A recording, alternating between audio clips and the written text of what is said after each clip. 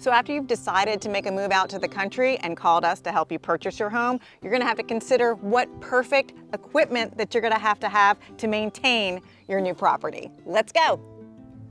Hey guys, welcome back to the channel. Brian Haggerty here. So we get this question a lot from people, and because we sell real estate all over Northern Virginia, and we sell it in Haymarket, Bristow, Gainesville, Warrenton, and those areas. But there's a lot of folks that will come from neighborhoods that have a half acre, quarter acre, maybe an acre, and they're moving out to more land. And so the biggest question that we get when we're with these buyers is, what type of equipment is best for the farm? And it's a great question, because when you take a look at the land out here, it's a lot of work to mow these fields and keep them looking good. Now you could always just not cut anything, but then it doesn't look good. And you don't want the tall grass because rodents and things like that can, get in there.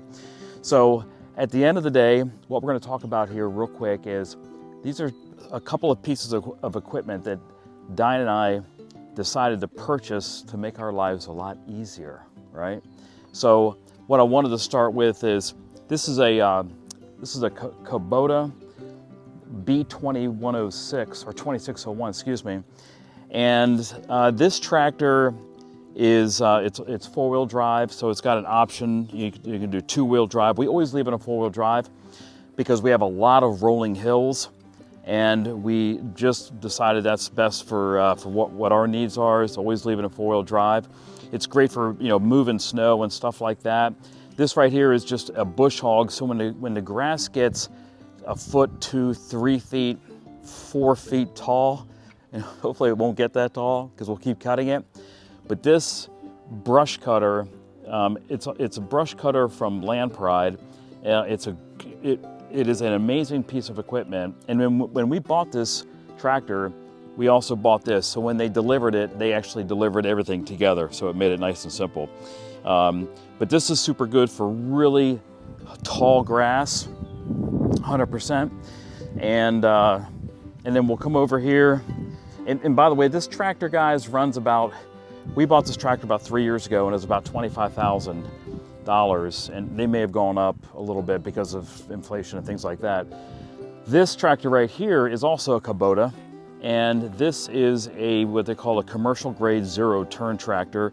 These are both diesel tractors, so they get fantastic fuel economy, and they're just super strong. This is what they classify as a finishing mower. So when you take a look at properties that are around the house and they just look great, as you can see off in the distance, those are all done with finishing mowers. Again, the tractor has the brush cutter, and that's what we usually use out in the fields. But sometimes if we're trying to make up time and get a lot of grass cut quick, Diane, who is kind enough to hold the camera right now, and she's going to jump on in just a minute and tell her side of the story. But at the end of the day, we have found that these type of equipment are really a necessity on farms. I would say you really want to consider investing in something like that, like this tractor, like the B2601, if you got 5 to 10 acres. This tractor is really geared around 5 to 10 acres, and here's a reason why. We could have chosen a bigger tractor to go with, because it would have helped my ego to have a bigger tractor, like my buddy Rex over on the other side of town, right, Rex? And he's got a bigger tractor than this. But one of the reasons why we didn't want to get a bigger tractor, because you have a bigger tractor, the tractor is a lot heavier. And so if we're doing stuff around the house and things like that, and doing mulching and things, a heavier tractor can easily damage the grass, specifically around the house, and we didn't want that. So we went ahead and we decided this is the tractor we wanted to go with. And we have a cover that covers the entire tractor, because you always want to maintain this equipment. Guys, this equipment will last for years and years and years if you take really good care of it. And that goes same thing for the zero turn.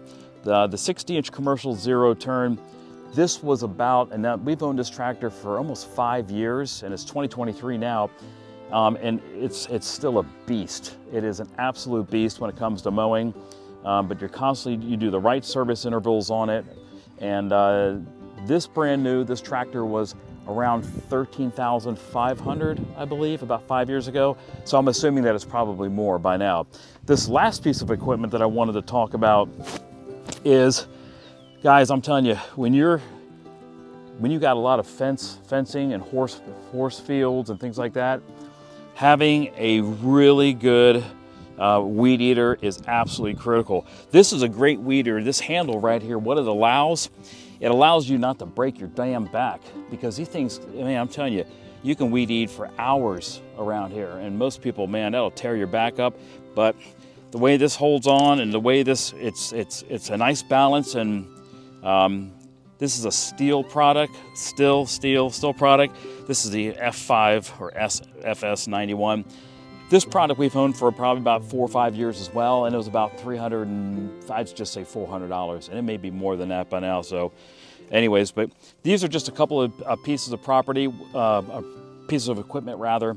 One thing about the B2601 is there's a lot of different implements that you can get, or accessories, if you would.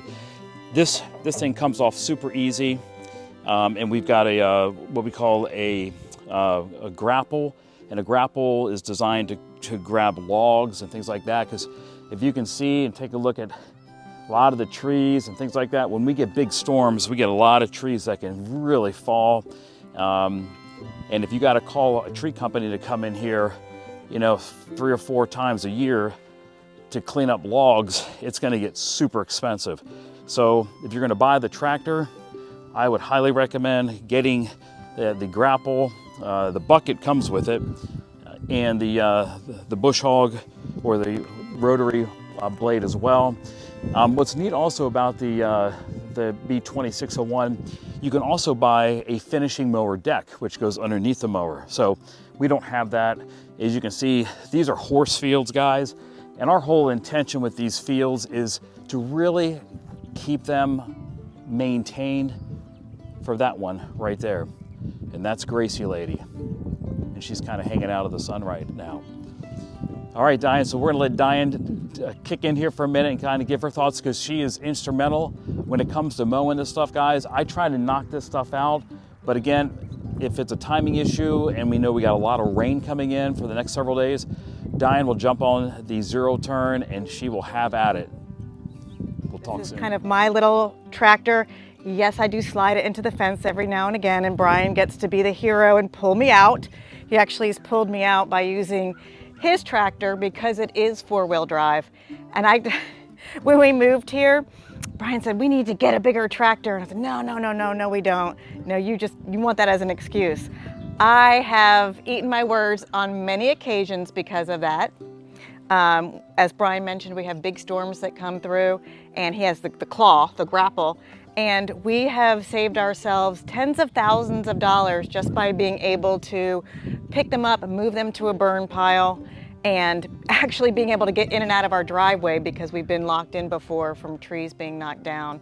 It's helped me move stuff like for the gardens. It's helped me move chicken coops around. So you definitely find uses for it. And he did go with the 4-wheel drive, and I was kind of heeing and hawing about that. Oh, that's more expensive. But on the hills that we have here, if you're mowing earlier in the morning, you don't realize that there's still dew kind of at the base, and you can slide. So that 4-wheel drive was a fantastic feature, and kudos to Brian for pushing to get that one. And it also helps him rescue me when I slide down the hill into a fence. So they're easy to operate. It just does take some time. You go slow at first, and once you get comfortable and relaxed, you can do it.